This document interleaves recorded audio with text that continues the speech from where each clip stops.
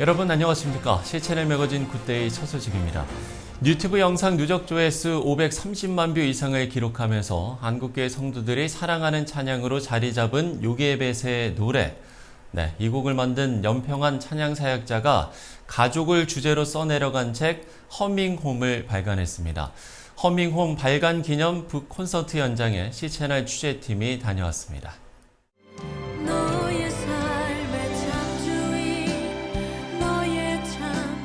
아기 모세를 갈대 상자에 띄어보내는 엄마 요괴벳. 그 마음을 가사에 절절하게 담아낸 요괴벳의 노래. 성경 속에서 요괴벳의 이름이 등장하는 건 딱 2번이지만 요괴벳의 노래를 접한 이들에게 이 이름은 이전과는 다른 의미로 다가옵니다. 9월 현재 유튜브 영상 누적 조회수 530만 뷰 이상을 기록하고 있는 한국교회 성도들이 많이 사랑하는 복음성가 요괴벳의 노래. 최근 요괴벳의 노래 작곡가 연평한 찬양 사역자가 가족을 주제로 쓴 책 허밍홈의 북콘서트를 진행했습니다. 허밍홈이라는 책은 노래가 된 저의 가족에 대한 이야기들을 좀 담은 그런 책이에요. 그래서 오늘 특별히 제가 가족으로 살아오면서 발견한 또 하나님과 또 배워가게 된 하나님의 속성들, 또 은혜들을 좀 함께 누려보려고 합니다. 미숙아로 태어난 자녀를 위해 할 수 있는 건 오직 울며 기도하는 일밖에 없었다는 연평한 씨. 요괴벳의 노래는 믿음으로 하나님께 아이를 맡긴다는 그의 결단이 노래로 만들어진 겁니다. 그동안 연평한 씨는 가족을 통해 깨닫게 된 하나님의 마음을 담은 곡들을 발표했는데 이번 책에는 앨범 트랙처럼 허밍홈 각 장의 노래 제목을 붙여서 독자들에게 찬양에 숨겨진 뒷이야기를 살펴보는 즐거움을 전했습니다. 3년 전 교직을 내려놓고 전문 찬양 사역자로 섬기며 가족과 함께 부딪히고 사랑하며 써내려간 이야기 허밍홈. 결혼으로 만난 새로운 가족. 허밍홈 책을 통해서 가족을 통해 느낀 행복과 성장. 섭리 속에서 역사하시는 하나님의 사랑을 전했습니다. 그리고 책 속의 이야기는 저자뿐 아니라 독자들 역시 자신의 삶과 신앙을 반추하게 됩니다. 제가 좀 힘들거나 이럴 때 요괴벳의 노래를 많이 들었었는데요. 근데 그 노래를 통해서 위로가 되고 그리고 실제로 듣다 보니까 더 은혜로운 시간이었습니다. 하나님이 평안 사역자님 가정 안에서 일하고 계신다는 걸 너무나 느꼈어요. 저도 그 평안 사역자님처럼 정말 좋은 가정을 이뤄서 그 하나님의 가정 안에서 아이를 키우고 싶다라는 생각이 가장 많이 들었습니다.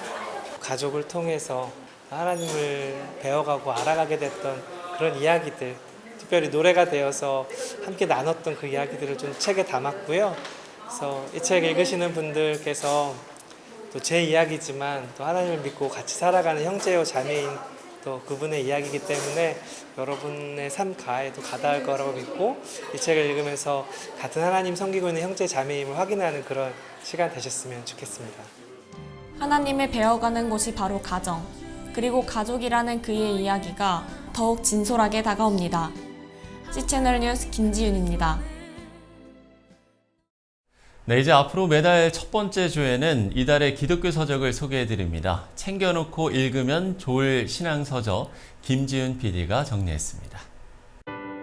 왜 기도해야 하는지, 어떻게 하면 진정한 기도를 할 수 있는지, 기도의 능력과 체험이 얼마나 귀한 것인지 알려주는 책이 있습니다.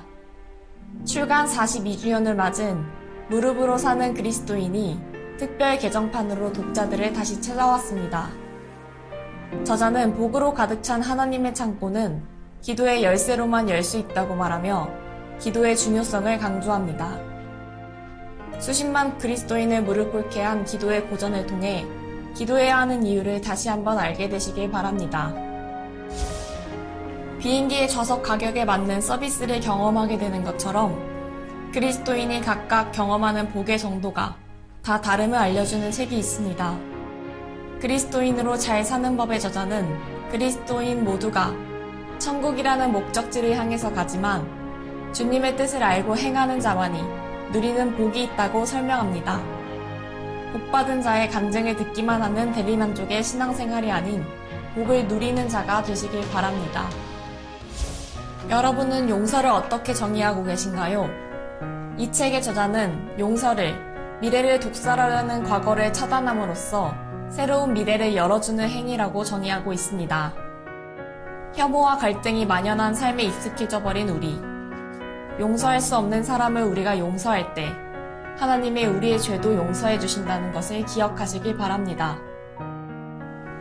봄과 여름이 지나고 가을 맞이의 한창인 지금, 올해 초 하나님과 동행하기로 한 약속을 돌아보게 하는 책이 있습니다. 날짜별 말씀을 묵상한 다음 자신에게 3가지 질문에 답해 나가도록 구성되어 있습니다.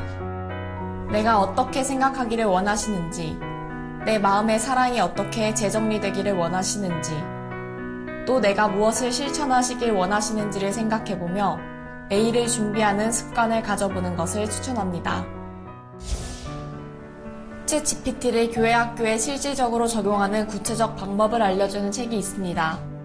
저자는 주일학교와 여름성경학교 등 다양한 분야에서 챗 GPT를 활용할 수 있다고 말하며 교사들의 시간을 절약해주는 도구로 사용해 볼 것을 권합니다.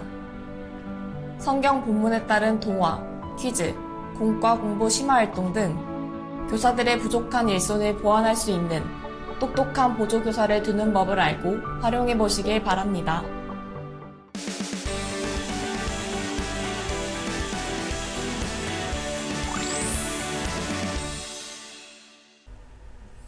네, 선교에는 다양한 도구가 활용됩니다만 스포츠만큼 좋은 연결고리도 없을 겁니다. 축구공으로 태국을 변화시키고 있는 오피란 선교사 오늘 스튜디오에 모셨는데요. 이야기를 들어보도록 하죠. 선교사님 안녕하십니까? 네, 안녕하세요. 네, 태국 파타야 교회를 심하고 계신데요. 선교사님 태국에 파송받으신 게 상당히 오래되셨죠? 제가 선수 생활을 마치고 네. 은퇴하고 1992년도에 태국 선교사로 파송을 받아서 예. 오늘날까지 32년째 일을 해오고 있습니다. 그러니까 우리가 보통 단기 선교라든지 선교지 방문을 해본 분들이라면 현지의 지금 어린이들이라든지 예. 현지인들이 축구를 좋아하게 되는 경우가 상당히 많잖아요. 예. 태국의 축구 사랑 어느 정도입니까? 태국 어린이들뿐만 아니라 어른들까지 축구를 너무 좋아하지요. 네네. 제가 이제 가난하게 살았다 그랬잖아요. 중학교를 못 가고 2년 동안 공장에서 일도 했고, 그래서 태국에 가서 하나님께서 제게 주신 사명은 어린 청소년들에게 복음을 전하는 것을 원하셨고, 그래서 할 수만 있으면 저처럼 가난한 어린이들을 도와주고 싶어서 신문에 광고를 냈어요. 축구에 재능이 있는 아이들 중에서 부모님이 가난해서 학교를 갈 수 없는 아이들 혹 있으면 우리 선교센터에서 먹여주고 재워주고 학교를 보내줄 테니까 몇 월 며칠 날 테스트할 때 와라. 단 조건은 예수 믿는 것이다. 근데 그때 광고를 내고 몇 명이 나올까 기도 많이 했었거든요. 그렇죠. 근데 처음에는 네, 혹시라도 안 오면 어떡하나. 아침에 운동장에 나가 보니까 학생들만 300명이 넘게 왔어요. 그리고 부모님들까지 한 400~500명이 운동장에 사람으로 가득 찬 거예요.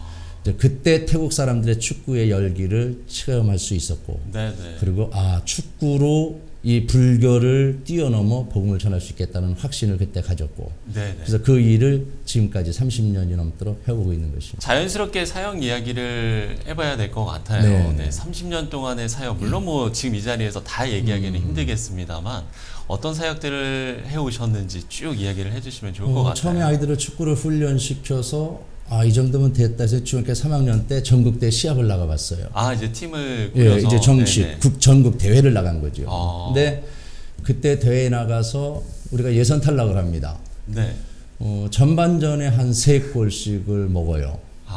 그리고 후반전은 그대로 우리가 게임을 잘하고. 근데 네. 왜 졌냐 하면 시골에서 온 아이들이 태국에서 명문 축구 학교 선수들하고 붙으니까 마음의 부담이 돼서 자기 축구를 한 실력 발휘. 선수들하고 붙은 거네요. 자기 실력 발휘를 못하는 거예요. 네. 그리고 그 다음 3번째 대회 나갈 때부터 우리가 우승을 하기 시작합니다. 왜냐하면 해보니까 별거 아니거든요. 자기들이 잘해요. 예. 그래서 1년에 4번 전국대회를 나가면 한 2번 우승, 네. 또 준우승, 이런 성적을 해마다 내는 거죠. 전국 대회에서. 그렇죠. 그러니까 학교에서는 시골에 있는 학교인데 이 학교가 축구 명문 학교가 된 거예요. 네. 학교에서는 엄청나게 이 아이들을 사랑해주고 네. 또 도와주려고 많은 애들을 썼죠. 선교사님께서 직접 그 훈련을 이렇게 그렇죠. 하시는 겁니까? 네네. 아. 직접 한국에서 훈련시켰던 것처럼 네. 한국의 축구를 태국에 심어주고 싶었고 아. 그 열정으로 훈련해서 좋은 선수들을 만들어서 프로 선수 또는 대표 선수를 양육하는 목적을 가지고 네. 훈련을 시켰습니다. 상상하는 것만으로도 기분이 예. 좋아지는 것 같은데 아이들이 이렇게 축구를 배우러 오고 좀 어떤 좀 변화들이 있었을까? 이제 목적은 대표 선수 또는 프로 선수로 양육하는 것이지만 또 하나의 목적은 네. 이들을 신앙인 또는 신앙인을 뛰어넘어서 목회자 양육에 아, 가장 큰 중점을 두었죠. 네네. 그래서 새벽 예배부터 수요일, 토요일 성경 공부 모임을 통해서 양육했던 학생들 중에서 이제 청년이 되어졌고 대학교 졸업하고 목회자가 많이 나왔고 또 대표 선수도 6명 정도 아, 배출했고 진짜요?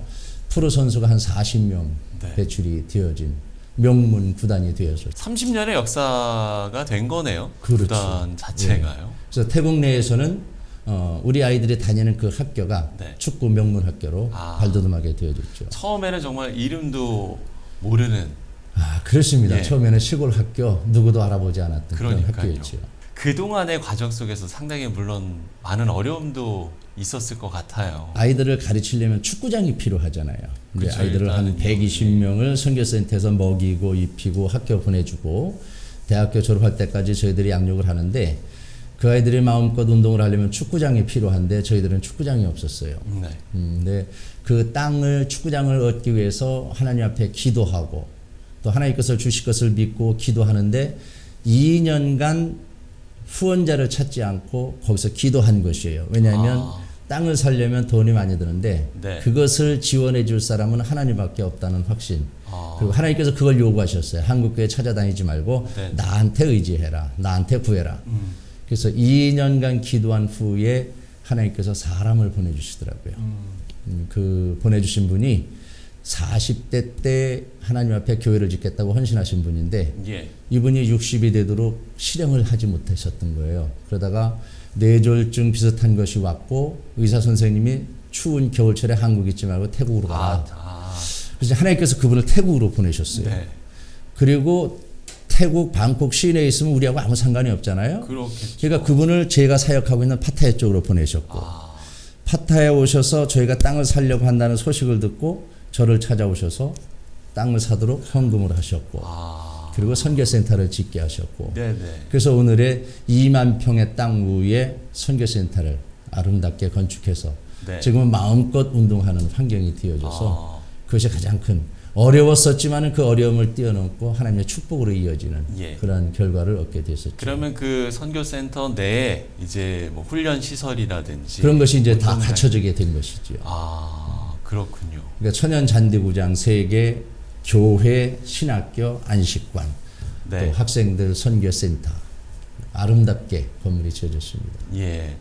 30여 년 동안 정말 많은 이제 뭐라고 해야 될까요? 제자라고 해야 되나요? 네. 이거 어떻게 좀 표현해야 될지 모르겠습니다만 그 선수들 그리고 지금은 뭐 이제 다른 일을 아까는 이제 뭐 말씀하셨지 이제 뭐 사역을 하는 네. 이제 그런 친구들도 있을 테고 네.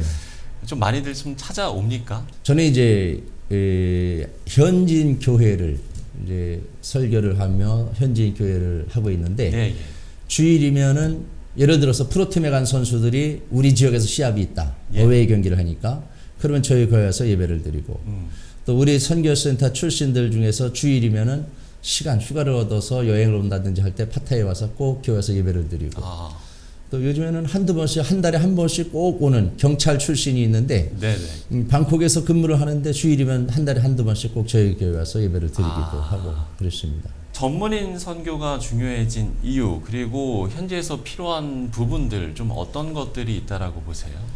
태국은 불교의 나라잖아요. 네. 90%가 불교인이고 처음에 태국 가서 선교사님들과 대화를 해보면 태국은 안 된다는 거예요. 네. 저 불교 때문에 교회가 부흥도 안 되고 사람들이 종교를 개종하지도 않고 모든 만난 선교사님들마다 안 된다는 이야기를 들었을 때 저는 좀 실망했어요. 하나님께서 안 되는 일이 있을까?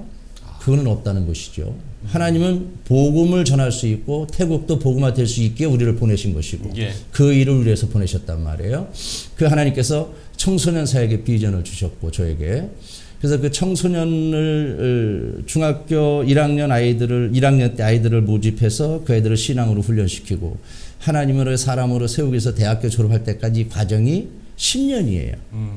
한 사람의 지도자를 키우기 위해서 10년을 지속적으로 우리가 돌봐줘야 되는데 이 과정 속에서 선교센터에 있는 아이들을 먹이고 입히고 돌보는 일, 축구 가르치는 일, 신앙 훈련시키는 일. 그때 돈이 없으니까 이것이 상당히 힘든 일이었죠. 감사하게도 제가 프로선 생활을 10년 하는 동안에 통장에 돈이 있었다는 것. 예. 그래서 그 아이들을 양육하고 훈련시킬 수 있었다는 것에 감사하고 그래서 지속적으로 그 일을 할 수 있게 된 것이 10년 동안 프로 선수 생활을 하면서 저축했던 그것이 토대가 되어져서 오늘에 이르기까지 일을 해올 수 있어 참으로 감사했죠. 선교사님을 통해서 이뤄진 비전들이 또 다음 세대에도 아름답게 이어질 수 있겠다라는 생각도 해보게 됩니다. 끝으로요. 기도 제목 좀 많으실 것 같거든요. 네. 기도 제목을 나눠주신다면 또 시청자 여러분들께서 함께 지금 이제 기도 기도하도록 제목은 하겠습니다. 지금 선교센터를 통해서 양육된 대표선수 출신들이 있었고 프로 선수들이 있었고 예. 제일 먼저 왔던 그 친구들이 지금 40대가 넘어갔는데 그 아이들이 지금 현재 프로팀 감독들을 하고 있고 코치들을 하고 있어요. 네네. 그래서 이러한 일꾼들이 이 사역을 통해서 지속적으로 세워지기를 원하고 또 두 번째는 선교센터를 통해서 양육된 목회자들이 각 지역의 교회를 세워서 지금 이 일을 하고 있거든요. 네. 자립한 교회도 있지만은 대부분 미자립 교회들이에요. 어쨌든지 간에 이렇게 교회가 지속적으로 계속해서 세워지기를 원하고요. 네. 교회라는 것이 건물도 교회지만은 선교센터에서 양육하는 그 어린아이들이 성장해서 하나님의 사람 목회자로 세움받으면 저는 그것이 진정한 교회 건축이다 생각하고 있거든요. 예, 그래서 예. 많은 목회자들이 세워져서 태국 복음화 이루는데 크게 쓰임받는 저희 선교센터가 되기를 소망하고 있습니다. 그리고 예. 또 한 가지는 저희 딸이 선교사로 헌신해서 사유와 함께 일하고 있는데 그 딸이 또 자녀를 낳아서 손녀와 손주가 있어요.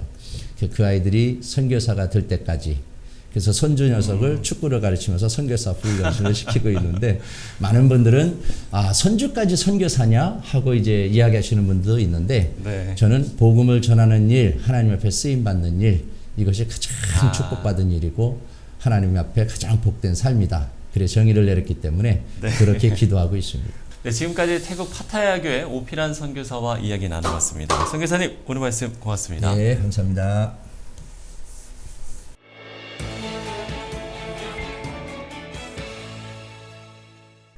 네, 앞서 나눈 이야기처럼 소망이 있으면 목표를 이뤄낼 힘이 생깁니다. 선한 뜻을 이뤄가실 하나님을 믿고 소망을 잃지 않는 것, 우리에게 꼭 필요한 일이겠습니다. C채널 매거진 굿데이 오늘 순서는 여기까지입니다. 시청해주신 여러분 고맙습니다.